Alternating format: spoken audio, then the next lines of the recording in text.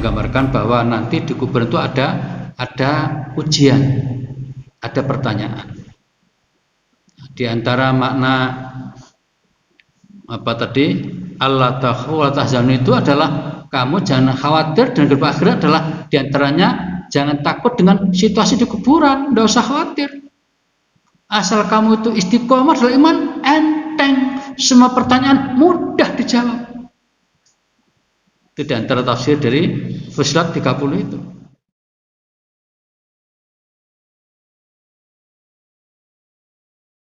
Baik. Nah, apa itu sebenarnya istiqomah? Kalau buka di kamus istiqamah itu tulisannya ya. Jadi bahasa Indonesia istiqomah itu istiqamah. Tapi kita ini kadang-kadang merasa enak jadi orang yang berbahasa Arab ya. Nggak enak baca istiqamah itu. Tapi itulah bahasa yang benar, istiqamah itu. Bahasa Indonesia yang benar. Tapi istiqomah juga dibenarkan karena serapan dari bahasa Arab, sehingga supaya tidak jauh dari pembacaannya, maka ditulis pakai ki, istiqomah bacanya. Artinya apa? Lurus, ajak, teguh, kukuh, tidak mudah goyah. Itulah istiqomah itu.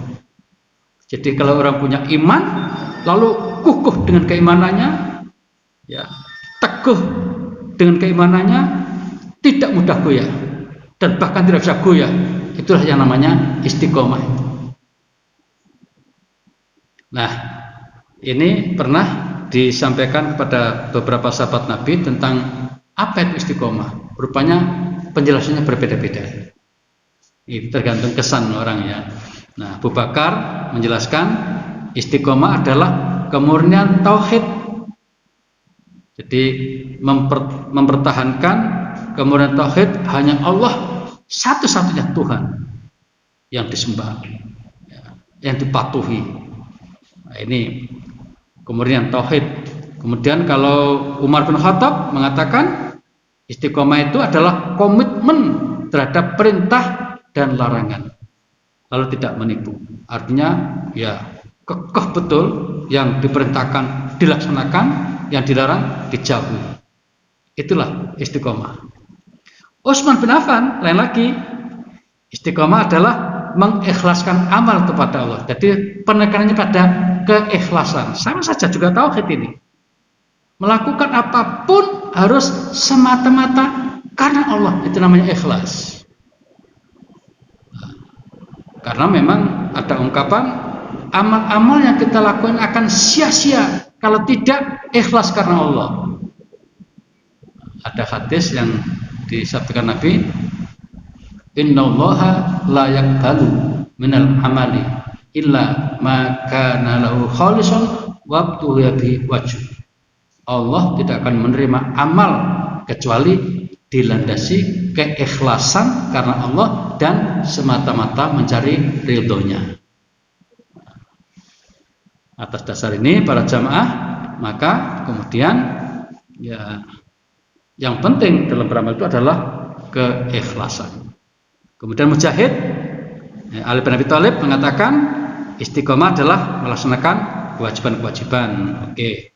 Mujahid mengatakan istiqomah adalah komitmen terhadap syahadat tauhid sampai ya, akhir hayat ketemu dengan Allah Subhanahu wa taala. Nah, itu intinya di situ. Masing-masing sahabat ini punya penekanan. Tapi intinya adalah komitmen, jadi suatu prinsip yang teguh, ada semacam janji kuat dalam dirinya itu untuk melaksanakan perintah dan menjauhi larangannya. Intinya. Ibnu Rajab ya, dalam kitabnya Jamil Ulum wal Hikam ya, beliau menggambarkan istiqomah itu seperti Shiratul Mustaqim ya, agama yang lurus, tidak melenceng ke kanan dan ke kiri. Hal itu mencakup pelaksanaan semua ketaatan yang nampak dan tersembunyi, juga meninggalkan semua larangan ya, intinya sama ya. Nah, ini kita simpulkan. Jadi dengan beberapa penjelasan dari para sahabat Nabi tadi itu dan juga beberapa ulama, dapat dipahami bahwa seorang mukmin yang istiqomah adalah mukmin yang selalu mempertahankan keimanan dan akidahnya dalam situasi dan kondisi apapun. Itu istiqomah. Ya. Jadi mempertahankan keimanan dan akidahnya dalam situasi dan kondisi apapun. Ini istiqomah. Kadang-kadang kan ada orang itu ya, ketika dibujuk dengan jabatan, lalu ucapan dan keimanan yang selama ini dipegangi menjadi tidak lagi. Saya tidak tahu misalnya saat sekarang ini di negeri kita ini sangat cetha welo-welo karena memang media atau medsos menyebarluaskan ya, ada perizinan untuk pabrik miras. Ini bagaimana ini?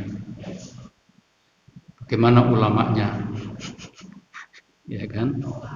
Ya, kita lihat ada beberapa ulama yang kontra kan, tapi banyak ulama yang membisu juga. Tidak berikutnya. Ya, ini diuji. Orang yang punya istiqomah dengan imannya, dia bersuara. Adapun tidak dengar, itu urusan lain. Ya kan? Asal sudah bersuara selesai. Tugas manusia kan begitu. Nabi juga begitu tugasnya, hanya menyampaikan. Nabi tidak punya tugas untuk mengimankan seseorang, tidak. Menyampaikan, mengajak beriman, udah. Apakah orang itu beriman atau tidak? Itu mereka. Wa ma alna ilal bala. Kami hanya bertugas untuk menyampaikan saja. Nah, ulama mestinya begitu, menyampaikan, menegur atau mengingatkan, tolong yang seperti ini jangan. Nah, kalau malah mendukung, nah ini lain lagi ceritanya. Angel ya.